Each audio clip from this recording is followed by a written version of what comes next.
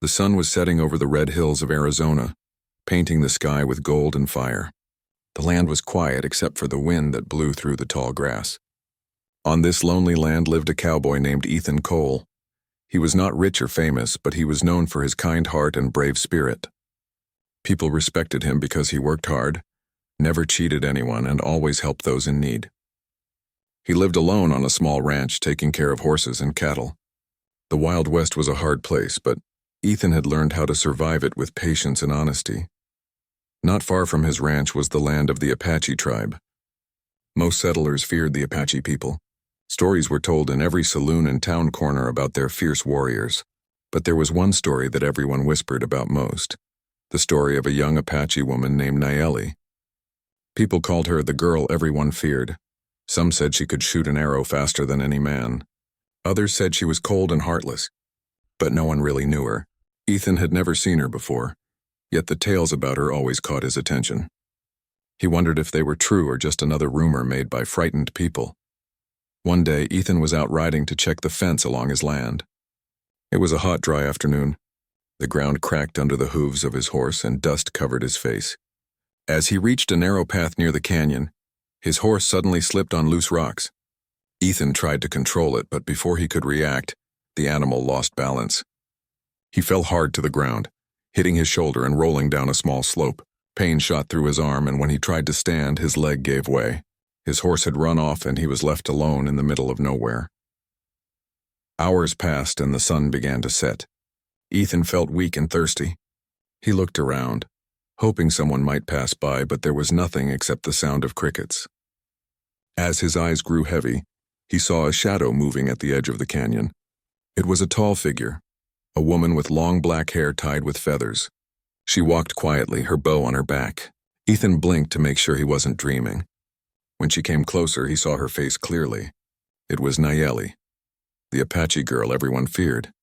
Ethan tried to speak, but his voice was dry. He expected her to ignore him or maybe even harm him, but she didn't. She looked at him calmly, then knelt beside him. Without saying a word, she took a small pouch from her waist and gave him water. It was cold and fresh. Then she tore a piece of cloth from her shawl and tied it around his bleeding arm. Ethan was too weak to say much, but he managed a soft, "Thank you." Nayeli only nodded and helped him sit against a rock. When he opened his eyes again, it was night. A small fire burned beside him. Nayeli sat nearby, roasting something on a stick. She looked peaceful, not at all like the wild stories told about her. When she saw he was awake, she handed him food. "Eat," she said in a calm voice. "You need strength." He did as she said. The food tasted simple but warm. For the next few days, Nayeli stayed near him. She took him to her people's camp, hidden deep in the valley. The Apache people watched him carefully. Some didn't trust him. They had every reason. Settlers and tribes rarely got along. But Nayeli made sure he was safe. She brought him herbs for his wounds and taught him how to move without hurting his leg. Ethan noticed how gentle she was with children, how the elders respected her, and how she smiled when she thought no one was looking. He learned that Nayeli was not someone to fear. She was brave because life had made her that way. Her father had died defending their land, and since then, she had taken the role of protector for her people. Ethan admired her spirit. Slowly, he began to see her not as the Apache girl everyone feared, but as someone beautiful, not just in looks but in strength. As he healed, Ethan spent more time with her. They would sit by the river and talk in broken English and Apache words. She taught him the names of the stars in her language. He told her about life on the ranch and how lonely it could be. Sometimes they laughed when they didn't understand each other. Other times they sat quietly watching the water flow, feeling peace that neither had known before. But peace never lasted long in the Wild West. When Ethan returned to town to buy supplies, people began whispering. "The cowboy's gone soft," one man said. "He's keeping company with that Apache girl." The ranch owner warned him to stay away. "They're not like us," he said. "You'll bring trouble to yourself." Ethan stayed quiet, but inside he knew they were wrong. The more people warned him, the more he wanted to see Nayeli. He couldn't forget her kindness, her strength, or the way she looked at him when she smiled. He didn't care about the color of her skin or where she came from. He only knew that his heart had chosen her. One night he couldn't take it anymore. The moon was bright and the stars were spread like silver dust across the sky.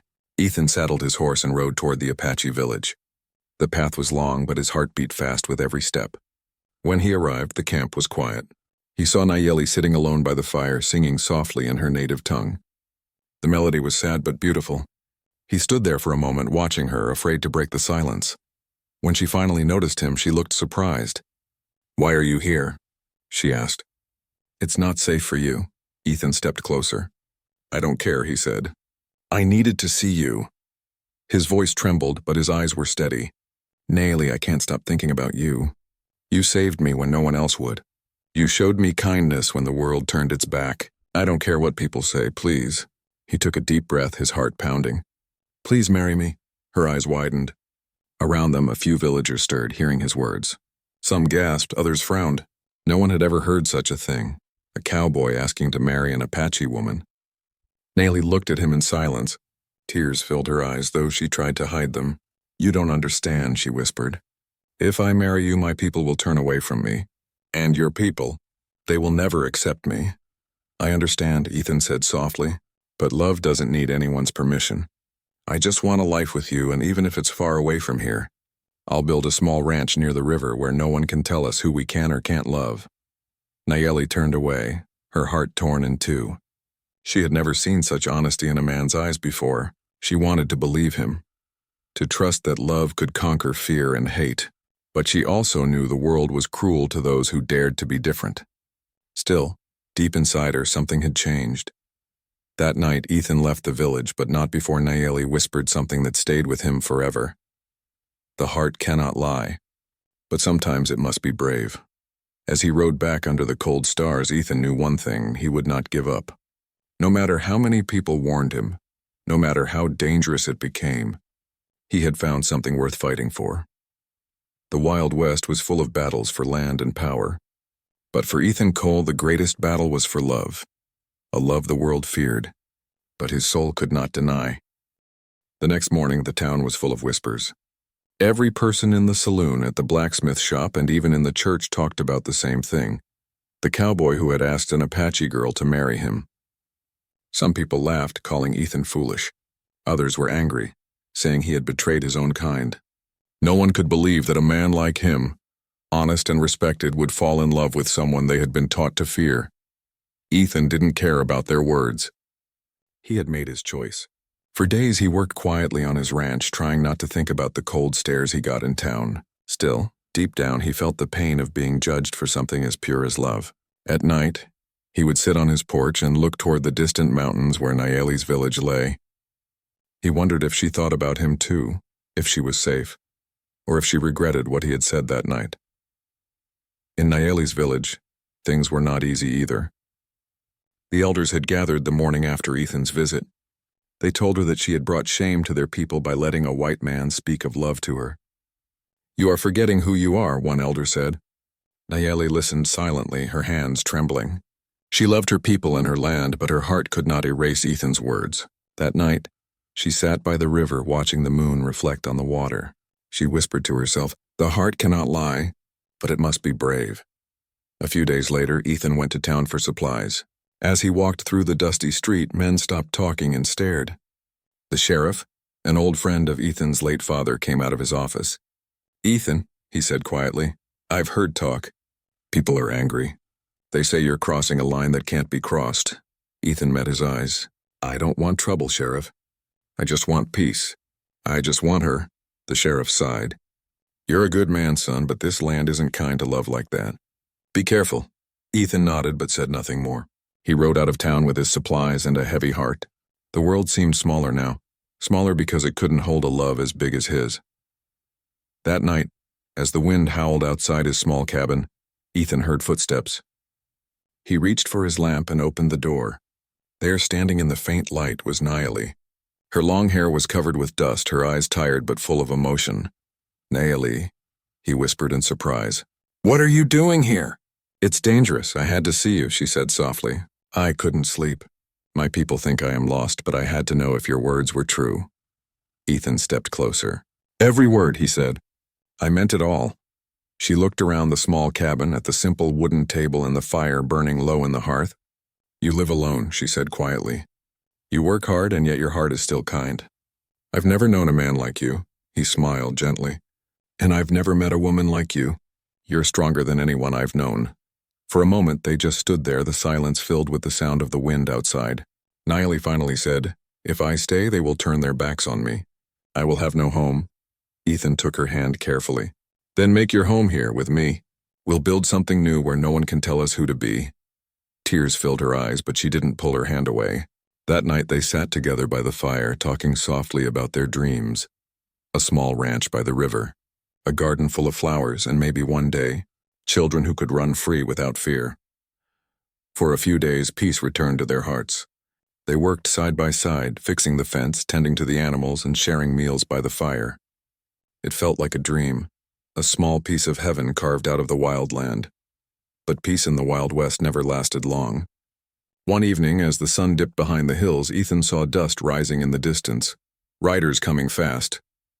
His chest tightened. He knew who they were before they even reached his gate. A group of men from town had come, their faces hard and angry. The leader, a man named Hank, shouted, Ethan Cole, come out here. Ethan stepped outside, calm but firm. What do you want? We're here to remind you where you belong, Hank said. You think you can live with her? You think you can shame this town and walk free? Behind him, several men carried torches. One of them spat on the ground. Get rid of her or we'll do it for you. Ethan stood tall. She's done nothing wrong. You're the ones bringing hate here. Hank laughed bitterly. You used to be one of us, Ethan. Now you're just a fool blinded by a savage woman.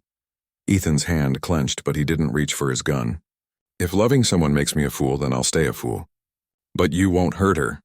Before anyone could move, a cry came from the woods. Horses approached fast. From the shadows, Naomi appeared, not alone but with several Apache warriors.